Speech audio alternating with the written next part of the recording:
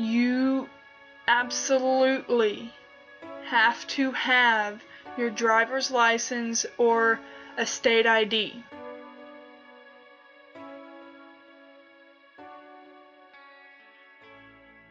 Hey guys, so today I'm going to give you tips and pointers and anything that you want to know of how to receive your GED. I myself am in GED classes and I've only got one test left, so if you've got any questions, I more than likely can answer them for you, and if I don't know them personally, I can ask someone up at my school. But just know that everything in my videos is specifically for the state of Texas. Every state is a little bit different in their testing. They have a bar, if you will, of what you need to score for each subject to be considered passing. So it may be harder in New York than it is in Texas, or it may be easier in Texas than it is in South Carolina. I don't know. But even though this is specifically for Texas, I will be giving you pointers that will help you no matter what state you're in. I received this book for only $20. I don't know, you might be able to, well, I'm sure you can buy it at Barnes & Nobles, but I don't know how much it'll cost you. But I got it for $20 in my class. I don't know if it was cheaper because I was in classes or whatever the case may be, but I personally take my classes at a junior college here in my city, and you don't have to take classes, but I chose to go to a class. It's easier for me to learn when there's someone standing in front of me explaining it than trying to figure it out on my own. But you can go to a junior college to take your classes, or you can go, sometimes they have them at churches, and sometimes they have them at places like Goodwill. So really, you have to look into it on your own. That's something that you'll have to do on your own. Type in, where do I go to get my GED, and the name of your city and state, and it'll get you started. It'll tell you where you can go to take classes. Now, if you don't want to take classes, if your situation was something where you were really smart, you had good grades, you knew what you were doing, but you had to drop out because of family problems, or maybe you had to get a job to help support your family, whatever the case may be, if you know you can take the tests and pass them without classes, all you have to do is go to myged.com. And even if you're in classes, that'll be one of the first things you do. They'll get you an account on myged.com. And that's where you will take your practice test and your real test. And they'll give you your scores there also. So you have to make an account and username, password, all that stuff. And that's just one of the websites that you'll be using. Right now, I'm going to explain a little bit to you about this book.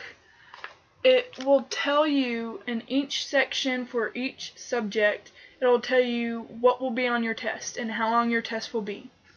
So, say in this video I'm going to do language arts. This is the beginning of your language arts section.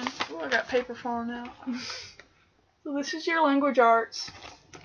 And it'll tell you in here that it'll be 150 minutes long. And it'll be given to you in 3 separate sections. I can't remember what the difference was between the sections. This was the very first test I took, but I know you have to give written answers on this test. For the language arts, there will be a whole bunch of articles, and it'll want you to read them all and memorize that whole thing and go and answer the question. And these tests are timed. So like you only have 150 minutes. So if you're a slow reader, like me pretty much, my best advice for you, read the question first. Know what you're looking for, and then skim through the article and look for keywords that will put you where you need to be to answer that question. Now, I'm a person that hates skimming through articles. I would much rather read the whole thing, especially when you get a question that wants to know what the article is about. You're going to have to read the whole article. That's my advice for answering questions quickly and efficiently on your language arts. The best advice I can give you for when it asks a summary of what the article was about is you need to practice reading. Practice your reading. Read a lot. Pick a random book. It doesn't have to be school related. It can be a vampire book for all you care. As long as you're reading, it will help you get your reading level up and your speed up. So that's something that I did and at first was forced to do in my class, and I didn't want to do it, but it helped. You also receive a 10-minute break during your language arts test where after you finish one of the sections, the computer will pop up that you have a 10-minute break, and you can get up and you can go to the bathroom, you can go get a drink or a snack, as long as you're back in 10 minutes, because when that 10 minutes is up, if I remember correctly, that time on your test will just start, even if you're not there. If that 10 minutes is up, you better be at your computer.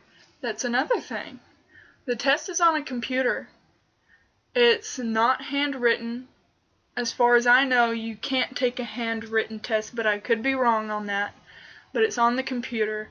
You don't have to know everything there is to know about computers to take your test. All you need to know is how to scroll up and down with your mouse, how to click on different pages, because when it gives you an article, they'll be really long and there'll be little tabs at the top saying page 1, 2, 3, and 4, however many it is. And you just need to know that sometimes you will have to go and you'll have to click these tabs, and you need to know how to drag and drop, because there will be questions where it wants you to put things in order. So instead of just choosing a multiple choice or typing it in, it'll give you, say, 4 of the choices, and you have to put those 4 in order. You're going to have to drag and drop them and put them in the proper places. That's important. You need to know how to use a computer. You need to know how to type. If you don't know how to type on a computer, that's something that you need to start practicing. I'm really good at typing on a computer. I like to write stories. So typing on a computer was something that I was really comfortable with and I knew how to do. When I was in my classes, there were some people that sat right next to me that did not know how to type on a computer. Other than, obviously, you spell. Everyone knows what that is for, but a lot of people can't do it fast or don't know what the tab button is for. These are things you need to practice, and my best advice for that is get your book, or any book. It doesn't have to be your GED book, just any book or a magazine article, and lay it down next to you and get to a computer and start typing it exactly how you see it in the article, the essay, whatever the case may be. There are websites where you can go and it'll teach you where on the keyboard your hands should be and how to, move your fingers to type properly. I don't type properly, but I can do it fast and efficiently and get what I need to be done. Okay, so it tells you in here what the content of the test will be. It says there'll be 25% fiction, 75% informational. It tells you your language arts skills will be real-life editing of passages to ensure correct sentence structure, agreement, capitalization, punctuation, homonyms, possessives, word choice, and elementation of informal usage. Basically, what that is talking about is when you give a written answer or have to write an essay on this test, you have to do it properly.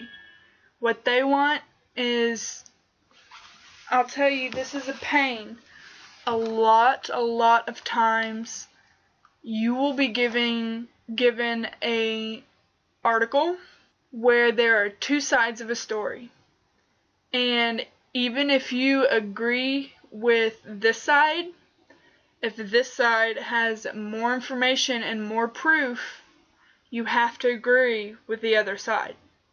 I had to do multiple articles where I had to take the side that I did not agree with, that I felt was wrong, and that I would never say to you, I agree with this subject. It's a pain and it'll drive you crazy, but the proper way to write these articles or these essays is you have to agree with the side that has more proof and more evidence and is better stated than the opposite side. And then you have to write what makes the other side of the argument not right, basically, because they don't have enough proof, or because they gave their own opinion, or they didn't use solid facts, or whatever the case may be. You really have to suck it up, because a lot of times these essays will be on political matters. Politics is a very touchy subject. So that is something that will be really important. You can fail your essay and still pass the test if you answered enough of the questions right, but a lot of times passing that essay can be your lifesaver. My personal story with this test was not very exciting. This is where I tell you things that you need for your test and what to expect. You absolutely have to have your driver's license or a state ID. You have to have some form of identification that has your picture on it. Let's say you just moved from Oklahoma down to Texas and you try to take a test. You cannot take that test until you have a Texas ID, because they need to make sure that you're not coming to Texas to take the test because it's easier in this state than the state where you live. That was a problem that I saw while I was waiting to sign in to take my test. There was a girl who just moved here from some other state, and they wouldn't let her take her test because she didn't have her Texas ID. Now that's really the only thing you need to get in and take your test. If you bring anything with you, they'll make you, put it in a locker or wherever you may be. Maybe it's not a locker, maybe it's a cubby hole, I don't know. But you can't have things like a watch. You can't wear a watch in when you take your test. Sometimes they won't let you take your jacket in. You can't wear, well, this isn't it, but I had a necklace I was wearing that had a little circle on it with an owl in the middle. She told me that she would normally tell me to take this necklace off because the back of it was hollow and she could see that there was nothing inside of the necklace. She would let it slide. So they're very particular with what you can and cannot take into the testing room because they do not want you cheating at all. My situation when I went in to take my test is because I was in a class at a junior college, everything GED related went through that GED office at that school. The man who was over all the test taking, he took me into the computer lab and he helped me sign up to take my test. He went over some of the rules with me, but the one thing he forgot to tell me was that I needed my driver's license. I did not know that. I left everything at home and got dropped off that day for my test. I left everything at home because one girl that was in my class who previously took the test told me that they make you leave everything in a locker or in your car. So I figured I'll just make it easy on myself and I just won't bring nothing. So I got down to the office to sign in to take my test, and I signed my name saying that I was there and everything. She asked me for my ID, and I just kind of looked at her like she was crazy because I was told that I shouldn't bring anything. The man who was helping me sign up for it forgot to tell me that I needed my identification. So she would not let me in to take the test until I had my identification. I asked her if I could schedule it and take it tomorrow because I didn't have it and I got dropped off, and she told me no, that the test can only be taken on the day and time that it was scheduled for.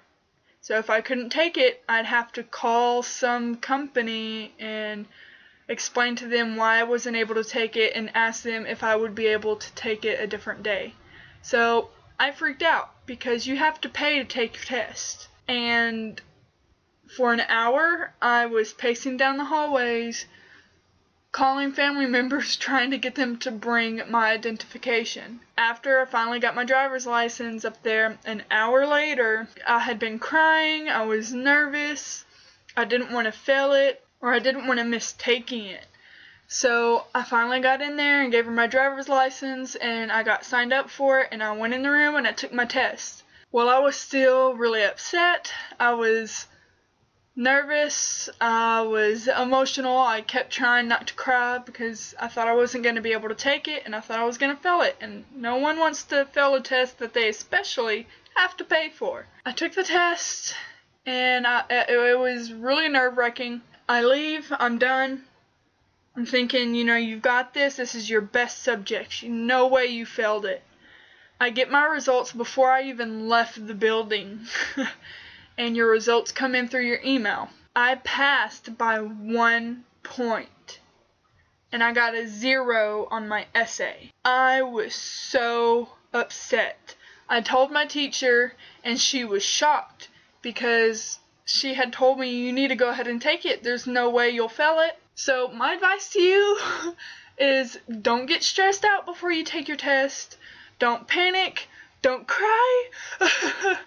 And make sure you have your ID, because if you don't have that, you don't get to take your test. Now, since I mentioned that you have to pay for your test, I'll go ahead and tell you about that. When you take your practice test, the practice test is $6. Sometimes you can get a voucher to take the practice test for free if your teacher and the person over the testing both agree that you are going to pass your practice test, and they base that off of how often you come to class, how much work you do in class, how hard you're trying, if the teacher thinks, that you've got it, basically. Anytime they think that, they'll give you a voucher to take your practice test for free. So after you take your practice test, it is scored in 3 different sections. You've got not likely to pass, that'll show up in red, too close to call, which I think was in yellow, and then likely to pass, which is in green. Well, I got likely to pass by a lot on my language arts practice test. So anytime you get likely to pass on your practice test, they will give you a voucher for your real test that will take off a certain amount of money. When I got my voucher, I didn't have to pay for the whole test. The program will pay for half of it. And if I remember correctly, it was $33 and a little bit of change for the real test itself, but with the voucher, you only pay $16 and a little bit of change. So they'll pay half of the test for you if you get likely to pass on your practice test. So that's something to think about. There have been times where I've taken a practice test without the voucher simply because I didn't want to wait. I wanted to know right then and there if I got likely to pass and was ready to take the test. You can take the practice test with a voucher if they think you're doing good enough.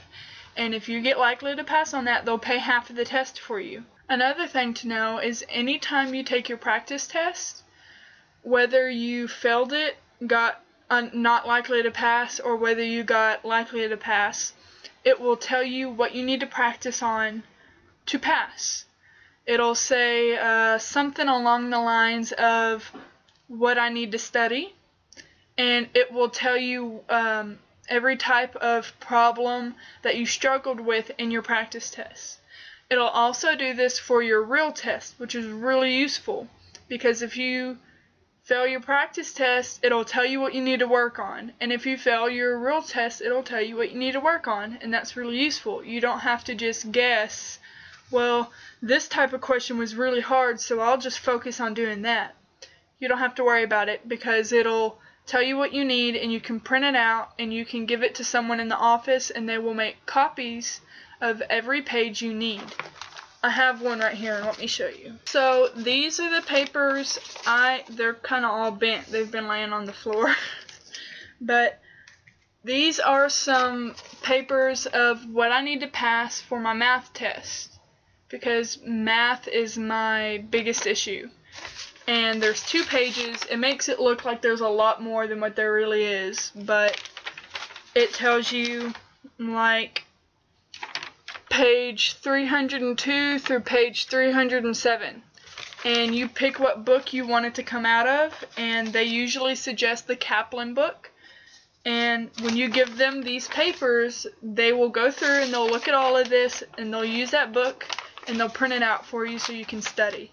Something else that I just remembered is, if you take your real test and you fail it, you get 3 retries for an even more discounted price.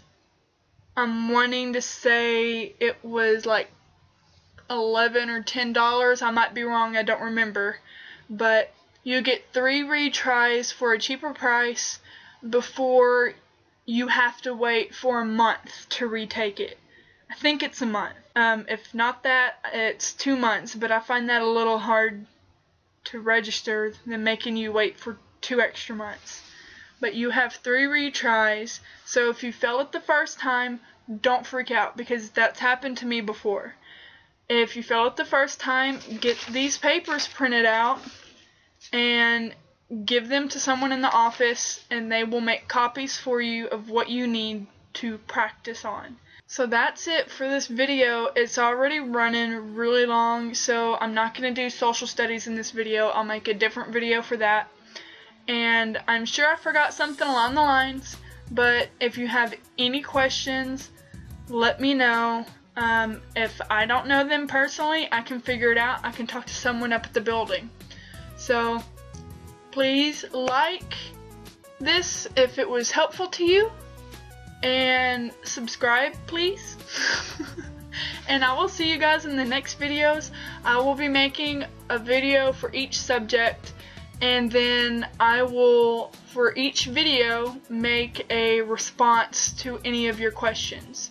So let me know what you need, and I can help you with that. So peace out, guys. See y'all later.